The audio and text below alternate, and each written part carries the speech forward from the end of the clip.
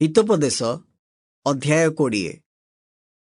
ଦ୍ରାକ୍ଷରସ ନିନ୍ଦକ ମଦ୍ୟ କଳହକାରୀ।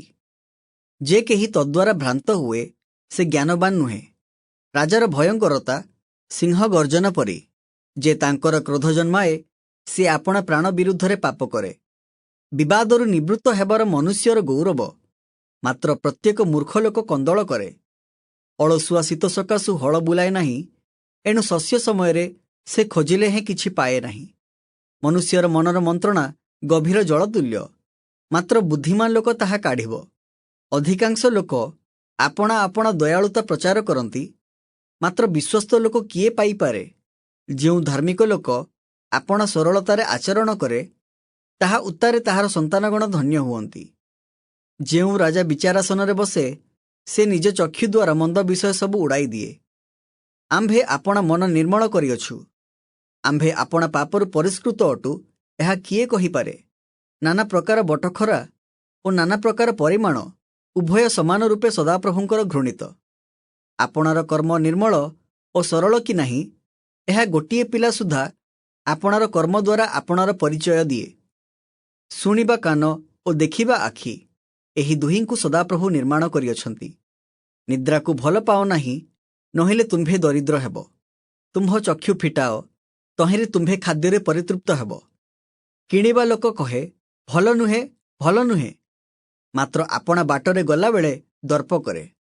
ସୁବର୍ଣ୍ଣ ଅଛି ଓ ଅନେକ ମୁକ୍ତା ହିଁ ଅଛି, ମାତ୍ର ଜ୍ଞାନ ବିଶିଷ୍ଟ ଓଷ୍ଠ ଅମୂଲ୍ୟ ରତ୍ନ। ଅପରିଚିତ ଲୋକ ପାଇଁ ଯେ ଲଗା ହୁଏ ତାହାର ବସ୍ତ୍ର ନିଅ। ପୁଣି ଯେ କେହି ବିଦେଶୀ ଲୋକଙ୍କ ନିମନ୍ତେ ଜାମିନ ହୁଏ ତାହାକୁ ବନ୍ଧକ ରଖ। ମିଥ୍ୟା ଅର୍ଜିତ ଆହାର ମନୁଷ୍ୟକୁ ମିଷ୍ଟ ଲାଗେ, ମାତ୍ର ପଛେ ତାହାର ମୁଖ ଗୋଡ଼ିରେ ପୂର୍ଣ୍ଣ ହେବ। ମନ୍ତ୍ରଣା ଦ୍ୱାରା ପ୍ରତ୍ୟେକ ସଂକଳ୍ପ ସ୍ଥିର ହୁଏ। ପୁଣି ତୁମ୍ଭେ ଭଲ ପରାମର୍ଶ ଘେନି ଯୁଦ୍ଧ କର। ଯେ ଖଚୁଆ ହୋଇ ବୁଲେ ସେ ଗୁପ୍ତ କଥା ପ୍ରକାଶ କରେ। ଏ ନିମନ୍ତେ ଯେ ଆପଣା ଓଷ୍ଠ ଖୋଲା ରଖେ ତାହା ସଙ୍ଗରେ ବ୍ୟବହାର କର ନାହିଁ। ଯେ ଆପଣା ପିତା କି ଆପଣା ମାତାକୁ ଅଭିଶାପ ଦିଏ, ଘୋର ଅନ୍ଧାରରେ ତାହାର ପ୍ରଦୀପ ନିଭାଯିବ। ପ୍ରଥମରେ କୌଣସି ଅଧିକାର ହଠାତ୍ ମିଳିପାରେ, ମାତ୍ର ତହିଁର ଶେଷ ଆଶୀର୍ବାଦ ଯୁକ୍ତ ହେବ ନାହିଁ।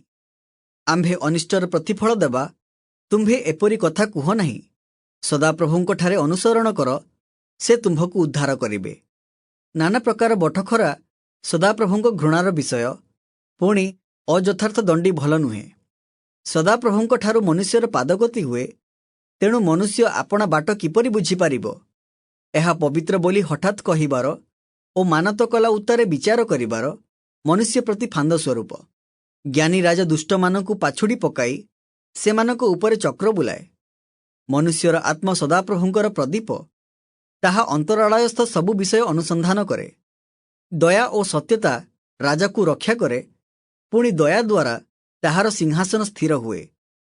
ଯୁବାମାନଙ୍କର ବଳ ସେମାନଙ୍କର ଭୂଷଣ, ବୃଦ୍ଧମାନଙ୍କର ପକ୍ୱ କେଶ ସେମାନଙ୍କର ଶୋଭା। କ୍ଷତଜନକ ପ୍ରହାର ମନ୍ଦତା ପରିଷ୍କାର କରେ, ପୁଣି ଦଣ୍ଡାଘାତ ଅନ୍ତରାଳୟରେ ପ୍ରବେଶ କରେ।